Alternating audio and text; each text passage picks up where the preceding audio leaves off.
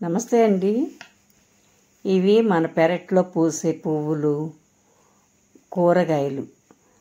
నెమ్మదిగా నేను అలాగ కొంచెం కొంచెం పెరట్లో ఎలాంటి ఎరువులు, పురుగు మందులు వేయకుండా నాకు నేనే నారు వేసుకొని విత్తనాలతో ఇవన్నీ కూడా పండించుకుంటానండి. ఇలా చిన్న చిన్న సంతోషాలు మన జీవితంలో వెలుగులు నింపుతాయి అన్నమాట.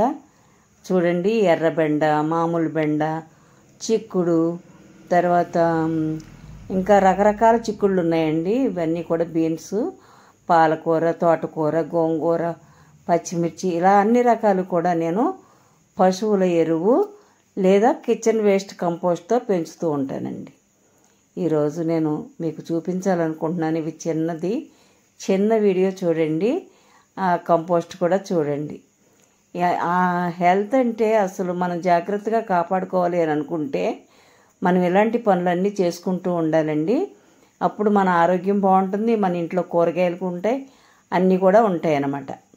మనం కూర్చుంటే ఏ పని కూడా ఆగదండి. కూర్చోంటే కూడా టైం గడిచిపోతూనే ఉంటుంది. కానీ మనం ఇంత చిన్న పనులు చూడండి. ఈ కంపోస్ట్ ఎంత బాగుందో. ఇది పశువుల ఎరువు అన్నమాట. వీటితోనే నేను ఆ మట్టిని సారవంతం చేసుకొని పండించుకుంటూ ఉంటాను. తర్వాత కిచెన్ వేస్ట్ని కూడా కొంచెం కూడా పోనివ్వను. అలాగే బియ్యం కడిగిన నీళ్లు కూడా కొద్దిగా కూడా పోనివ్వనండి. అన్నీ కూడా నా మొక్కలకి మంచి ఎరువులుగా ఉపయోగించుకొని అలా పెంచుకుంటూ ఉంటాను. మీరందరూ కూడా కిచెన్ గార్డెన్, చక్కగా గార్డెన్ పెంచుకోండి. మీరు టెర్రస్ మీద పెంచుకోవచ్చు, చిన్న పెరట్లో కూడా పెంచుకోవచ్చు. ఉంటానండి. బాయ్ అండి. Thank you.